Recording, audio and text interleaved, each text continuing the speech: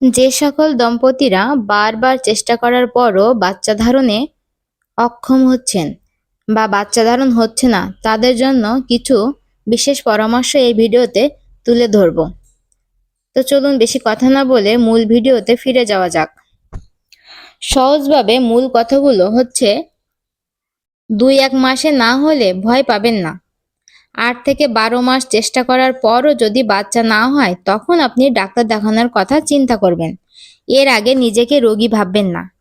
শুধু 14তম দিনেই সহবাস করতে হবে এটা ঠিক নয়।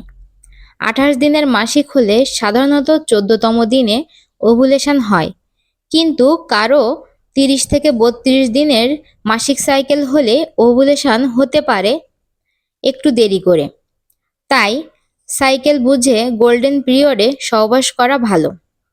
প্রতিদিন সহবাস করতেই হবে এমন নয়, এতে মানসিক চাপ বাড়ে। একদিন পর পর বা ওভুলেশনের আগে 2 থেকে 3 দিন সহবাস করলেই যথেষ্ট। ডিম্বাণু অল্প সময় বেঁচে থাকে।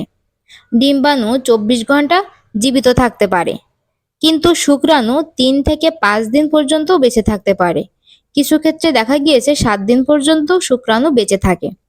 তাই ওভুলেশনের আগের দিনগুলোতে সহবাস করলে সন্তান হওয়ার সম্ভাবনা অনেক বাড়ে।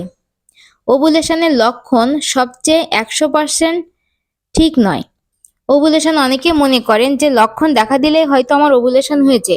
এটা 100% নিশ্চিত হয়ে বলা যায় না।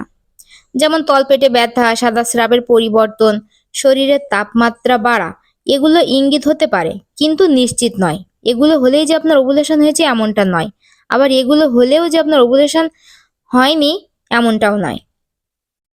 শুধু ওভুলেশন হলেই হবে না, স্বামী স্ত্রী দুজনেই সুস্থ, হরমোন, শুক্রাণুর মান ঠিক থাকা, জরায়ুর অবস্থান ঠিক থাকা, সবকিছু মিলিয়েই গুরুত্বপূর্ণ ভূমিকা পালন করে সন্তান জন্মদানের ক্ষেত্রে। 35 বছরের পর গর্ভধারণের ক্ষমতা কমতে থাকে, তবে 40-এর পরও সন্তান হতে পারে, শুধু ঝুঁকি বাড়ে। পিল বা কন্ডোম ব্যবহার করলে বন্ধ্যত্ব হয় না। বন্ধ করার 1 থেকে 2 মাসের মধ্যে স্বাভাবিক নিয়মে আবার আপনি মা হতে পারেন। প্রজনন ক্ষমতা ফিরে আসে যখন আপনি পিল খাওয়া বন্ধ করে দেবেন, তখন আবার নতুন করে আপনি মা হওয়ার জন্য আপনার শরীর প্রস্তুত হতে শুরু করে। 1-2 মাস গ্যাপ দেওয়ার পরে আবার আপনি প্রজনন ক্ষমতা বৃদ্ধি পান এবং সন্তান ধারণের চেষ্টা করলে আপনি মা হতে পারবেন। স্বাস্থ্য ভালো রাখা খুবই জরুরি সেক্ষেত্রে।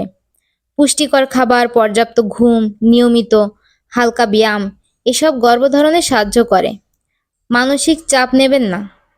1 মাসে বাচ্চা চাই এমন চাপ না নিয়ে স্বাভাবিকভাবে সহবাস উপভোগ করুন। আপনার যেহেতু বয়স 29 বা 39 বছরের আগে বাচ্চা নেওয়ার বিষয়ে আগ্রহ দেখিয়েছেন, তাই মানসিক চাপ না নিয়ে নিয়মিত স্বাস্থ্য পরীক্ষা করা এবং পুষ্টিকর খাবার খাওয়া, পুষ্টির দিকে খেয়াল রাখা খুবই গুরুত্বপূর্ণ। চাইলে আপনি একজন ভালো গাইনোকোলজিস্ট ডাক্তার দেখাতে পারেন। যখন আপনি 1 বছর চেষ্টা করার পরও আপনার সন্তান গর্ভে আসবে না, সেক্ষেত্রে আপনি ডাক্তারের শরণাপন্ন হবেন, কিন্তু এর আগ পর্যন্ত আপনি বাচ্চা নেওয়ার জন্য স্বাভাবিক নিয়মেই চেষ্টা করবেন। কারণ একটা সাধারণ যে কোনো মানুষেরই সুস্থভাবে বাচ্চা নিতে 1 বছর সময়ও লেগে যেতে পারে। এটা খুবই ন্যাচারাল। তাই ভয় পাবেন না। সুন্দরভাবে নিজের মনটাকে ঠিক রেখে বাচ্চা নেওয়ার জন্য চেষ্টা করুন। আপনি অবশ্যই গর্ভধারণ করতে পারবেন। এমন তথ্যবহুল আরও অনেক ভিডিও পেতে চ্যানেলটিকে সাবস্ক্রাইব করে রাখুন।